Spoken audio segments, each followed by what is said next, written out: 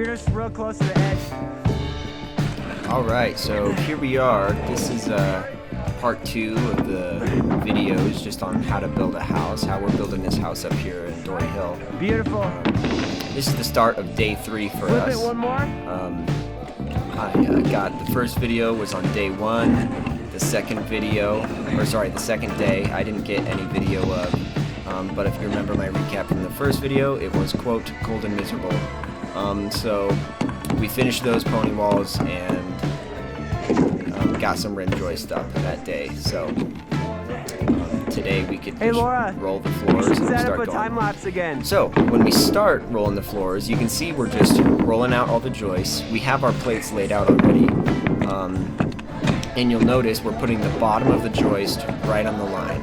And also, if you're familiar with TJIs, the factory side of the TJIs is that side with the greenish paint on it. So we stick that tight against the rim joist. And so once we do that, on this side, what we're doing is, you can see Landon in the background there, getting ready to cut it. So we have them all on layout and tight against our rim joist on the other side. We snap a line at 1 1/8 inches back on this side, and we cut it perfectly square, just like that. And Yep. that gives our joist a perfect measurement. And then I can come back on my side. Since we set it right on the line, we can just tip it straight up, And when we and stand we're it, push it ready to to me. nail. So this makes our floors go really pretty quick. We got this one rolled and framed in like 40 minutes or something like that. And that didn't include squash blocks and roll blocks as well. So I nail the bottom, and then I throw my square on to get it just nice and level. I'm thinking on the second floor, I'll probably just nail my first one and then pull layout again from that, so I don't have to use my square on every joist, which I did do on this one, but it still went quick, so I'm not too worried about it, but always room for improvement. So you can see too those squash blocks in the background. We went ahead and put those in ahead of time. And what you won't see is drywall backing, because that's just a massive crawl space down there. So it's not getting finished, so we don't need to put any drywall backing in there. So like I said, this whole process went super quick, getting them all rolled out. Anywhere that we can cut them before we stand them. You can see we didn't roll the hangered ones quite yet. And on the other end, the hangered ones got cut with a 45-degree angle, so that also made it a little bit more complicated.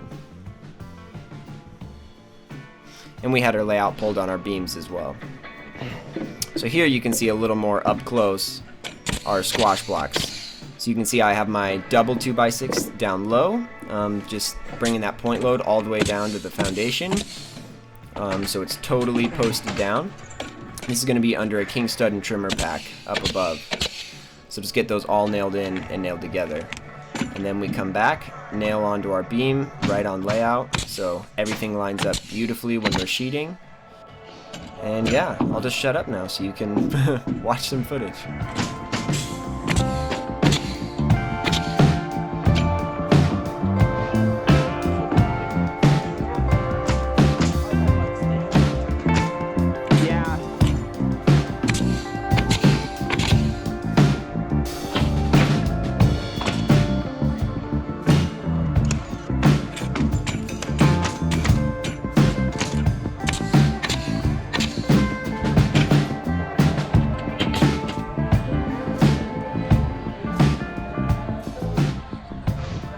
So after that, we went ahead and set our hangered ones.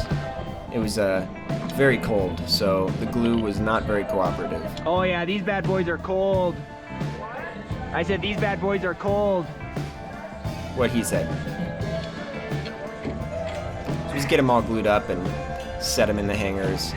These joists are all about 35 feet long, so they're very long and floppy, and it was a little bit of a hassle to get them in there, but needless to say, our floor is done, so we made it through.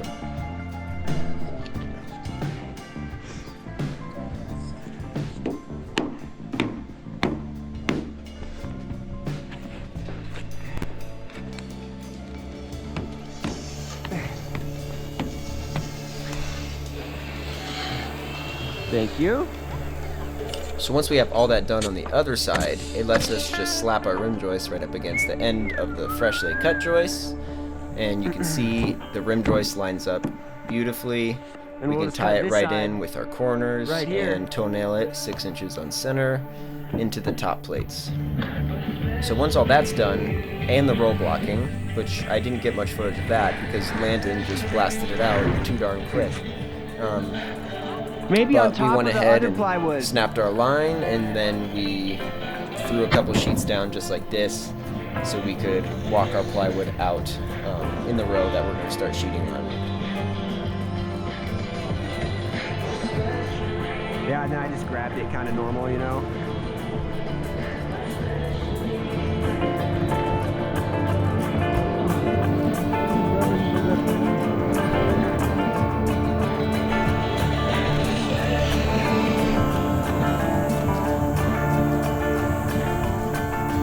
So you'll want to, yeah, set your side down and tip it out just how you have it.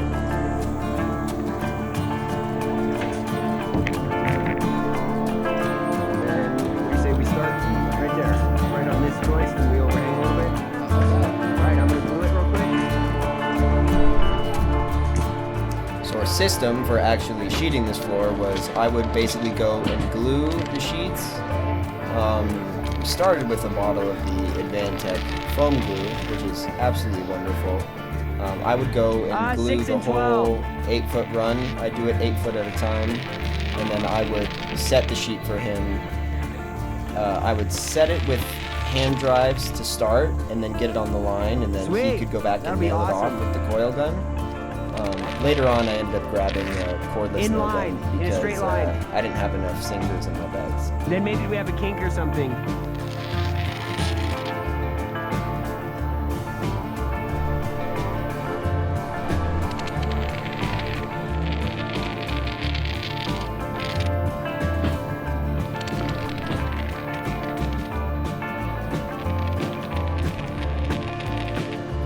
Our ending joist, I glued right on the edge so that way the end of the sheet would It also could have have the still depth enough set, glue. maybe.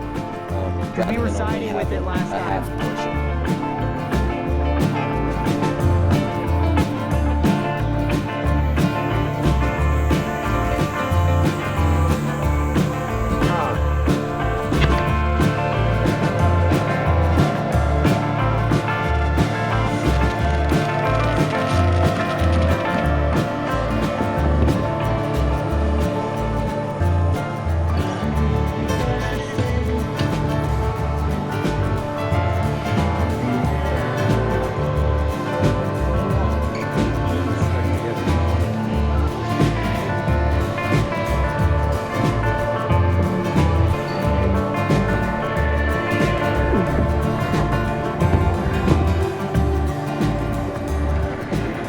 See, I'd slide the sheet out, get it right on the groove, make sure it's seated against the previous row, and then we do what's called a slingshot, I guess. Drop it, kick it in with your foot so that inside corner is nice and tight. This is where I was setting it with the nails. Just throw a couple in there, basically to act as a hinge point. And then once those are in, I can come back to this outer corner and slam it in. Gets it nice and tight. These sheets have the gap factored in, Nice. at least on the tongue and groove side. We did have to space it manually on the seams though. And then I can come back and glue the other half of that joist and continue to glue down for my next 8-foot sheet. That one's ready to go. Yeah. Yep.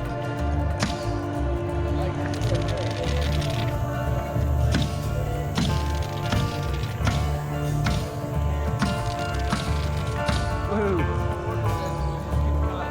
Perfect.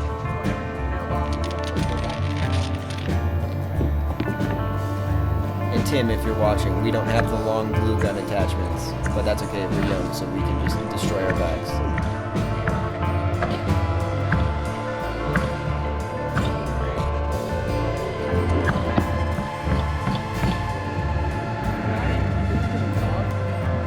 I think it's the pressure.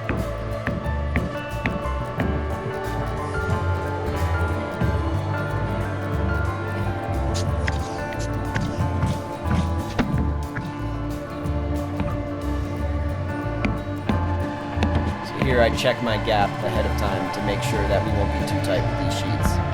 We don't want any swollen edges in case these get wet. Spoiler alert, they do get wet.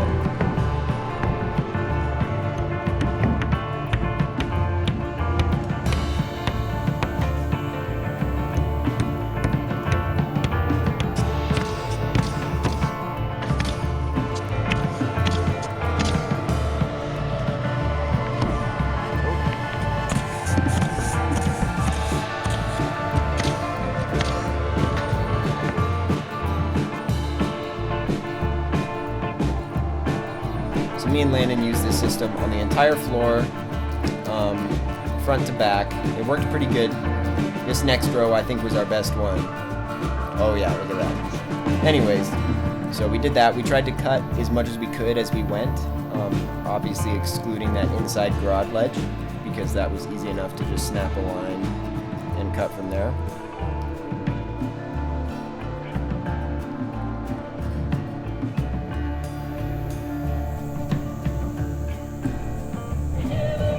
The wrap on this floor, about 2.5 hours. Just cleaning it off so we can get ready to snap it. We went ahead and cleaned up the floor after because we wanted to check it for square by snapping lines right after we finished it. It's kind of a fun little ritual to see how we did on the lower framing. So here we're doing a 3, 4, 5. Which in this case was, what was it? 21, 28, and 35. So right here I'm marking 35 feet, I think. Or rather 36 feet because Landon was burning Same thing, 1 foot. foot. So he goes back over there. And I believe This is where I marked 21. 21. So 22 for me. we're going from 5.5 back so we can see Like it? how well our snap line will fit, and let's just see how we do. Not gonna lie, that looks pretty nice. Let's see what we got. Moment of truth. 5.5 light. That's what I'm talking about right there. So framing